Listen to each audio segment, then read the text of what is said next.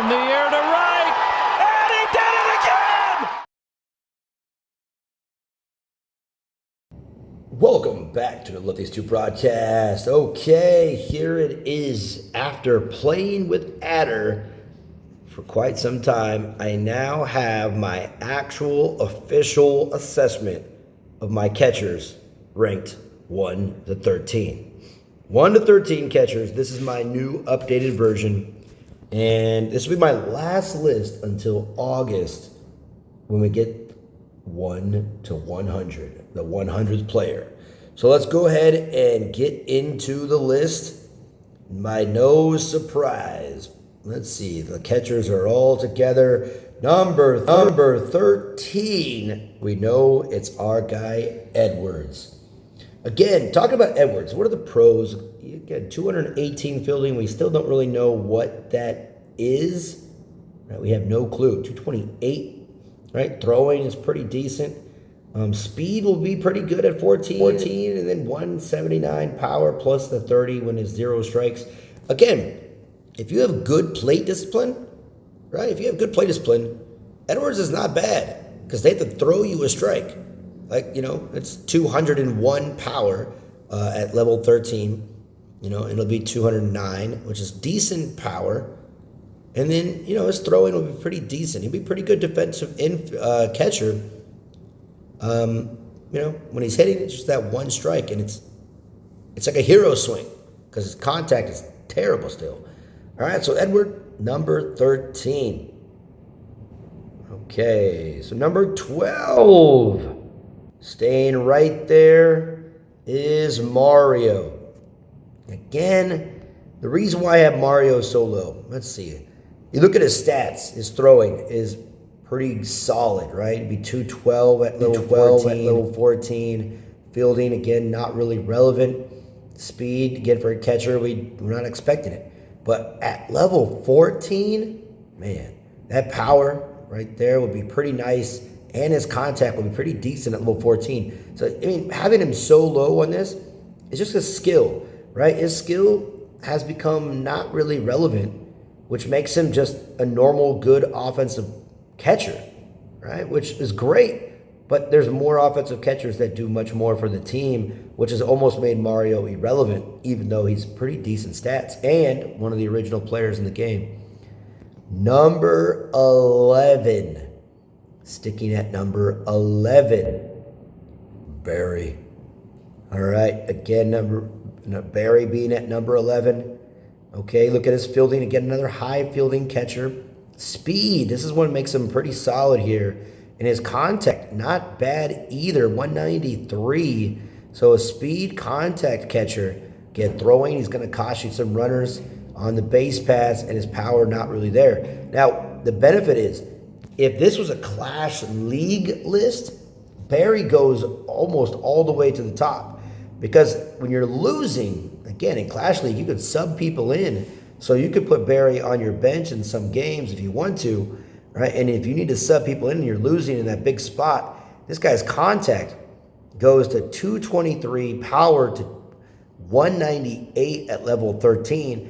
And then, you add, say, if you're pitching with Luna at that time, his speed goes up even more, right? Depending on what inning it is. So if he's on the base paths, this is going to be clutch city, right? So what I'm saying is Barry is solid if you're playing Clash League on your bench, but as a normal catcher, is not really going to help out the team completely, in my opinion. But at the end of the day, Barry is pretty solid, but just on this list, number 11. Okay, number 10, my guy Tony. Tony. Look, I'm batting 674 with this dude, right? One of the main reasons why he's above the rest is because his throwing is at level 13, 218, which means, that fielding, who cares? But the defensive stat is where it's supposed to be. Again, a catcher not really typically quick. And his stats, his contact power, they're kind of a little bit at average above. They're kind of a little bit at average above average for power. But again, 2 strikes, so clutch hitter, that power goes to 214, which makes him pretty epic if you have pretty good plate discipline. So clutch gets that clutch ability. And again, just as a defensive catcher, he's going to throw out some runners, which is what you need. Okay, next we have at number 9, we have Rose. Okay, so we're contact, right? 212, speed at 193, fielding again, throwing. Again, we could put her a lot less here. But what she does, again, when you get statistics or skills that help your pitcher, it gives you that much of a boost, right? So more throw types the pitcher has, the smaller the ball control area. So, she's kind of like Jessica in that sense. Better contact, and I think better speed, right? So that's pretty good. But again, her main skill is with one pitcher, adding that extra pitch for Marie, that changeup. But at the end of the day, at number 9 is where she pretty much belongs. Okay, number 8, my guy Ricky. Probably, again, if you're a new player in this game, he's on your main lineup from the get-go. So I do suggest putting him in your lineup. And if you need a common player to kind of have ready to go, Ricky is one of those guys at 206 contact, 193 speed. Again, fielding stat, really, really low. Who cares, right? Throwing a little bit above average, power about average. And again, my average, just for you guys that are new, is about 175 at level 13. So, but in the 9th inning, this is really crucial, because in Clash League, you can do this as well. Because Clash League, I believe, starts at inning number 7, right? So you could have him on your bench. And if you need some extra speed on the base path, say a catcher comes up, gets a hit, right? You put him on, right? In the 9th, sub him in, and your speed goes up quite a bit. And even at level 14, the speed goes even more. But that extra contact is money, right? So Ricky is a solid leadoff hitter, 2-hole hitter, 3-hole hitter, for you in that 9th inning. All right. Number 7, Murray. One of the very first epics that you typically get in this game. It could be a mixture between Caroline and Mueller and Murray. But Murray is one of those players that you play when you're a rookie and you just kind of ride him, right? Because he is a dude that is a bad guy. And they've nerfed him, right? His cursor at one time was oversized, essentially, right? Especially at 13. So, when 2 or more runners are on, which is great, put him at that 5-hole. The theory is, right? Theory is if you get one hit in that, the first inning there, and then you come back, you go 1, 2, 3. After that, he's guaranteed to have 2 runners on. So put him in a spot where he has the 2 runners on. He's not gonna disappoint at all. With that 190 contact, 200 power, right? His throwing and fielding are a little bit above average. So that's he's an overall solid player, just in general. Just kind of helps himself mostly, though, with the offense. Okay, number 6, we have Carlos. Carlos is the guy. I don't know why my batting stats are so terrible with him, right? But power 212. He's going to run into a couple homers. Throwing is why he's there, right? That throwing ability, gunning down runners, unless you're playing a bot, then somehow they steal on him all the time. But that's why he's in the game, is that he's going to eliminate the base paths, which is fantastic. And again, he does run into a home run every once in a while. My average is not good because I typically have him low, in the batting order. All right. Now, number 5 comes the new guy. And some people would highly disagree that he is higher than Carlos. It's a good opinion, right? A good opinion. But you gotta think logically, right? Foreshadow a little bit, right? So at 14, I don't have his 13 stats, which is fine, but at 14, his contact is low. It's the same, right? It's pretty similar to power stats, a little bit less power than Carlos. Speed's not there, but throwing 192 and fielding. So again, fielding an irrelevant stat in general, but the idea that at level 14 he can still throw some people out. But again, look at the foreshadowing aspect of this game. The game itself is on the verge of changing, right? He added more complexity to this game. Again, is he going to be in my lineup, my normal lineup? No, right? But if you understand how the game is going to work, that if players are able to move people around now, that's the skills that's going on. Look forward to some major changes in this game in the next couple of years, right? So Adder, I just like the complexity. I don't play, if I'm messing around, like, it's a test, man. It's a skill. It's a puzzle, right? The word in it, strategic vision, right? So I like that. Okay. I like that. Now for number 4. Number 4 is Jessica. Okay.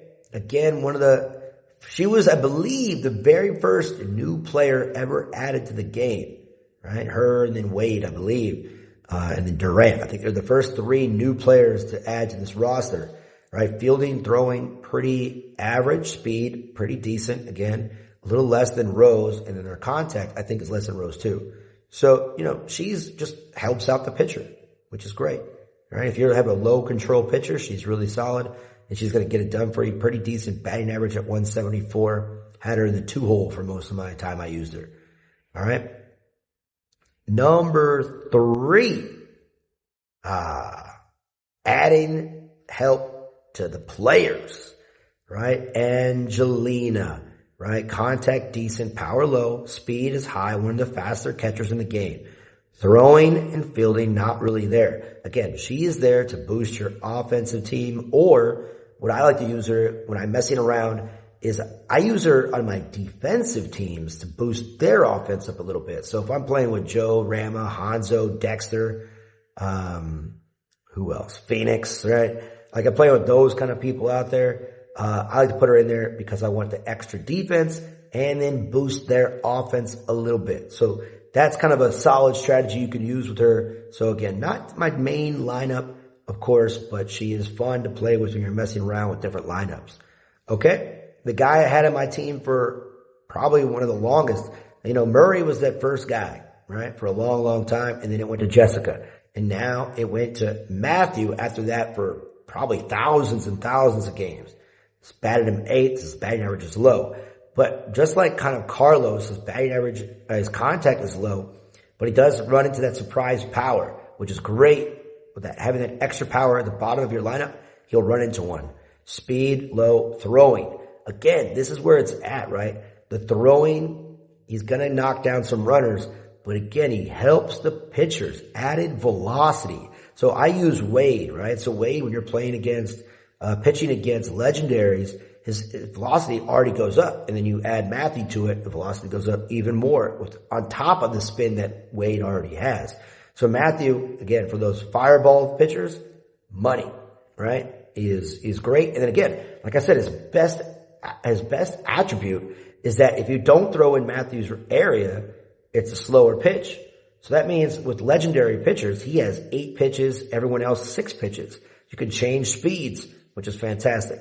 All right. So everyone know, not really a big spoiler, but Nia number 1. Number 1 is Nia, right? I use Wade. So again, pitchers that use Jay, Wade, anybody with high spin, right? Nia is your girl. She right now is my number 1 catcher, mainly because I'm using Wade as my number 1 pitcher, right? So her contact's pretty solid, her power low, speed solid, throwing solid again, right? Her fielding, who cares, right?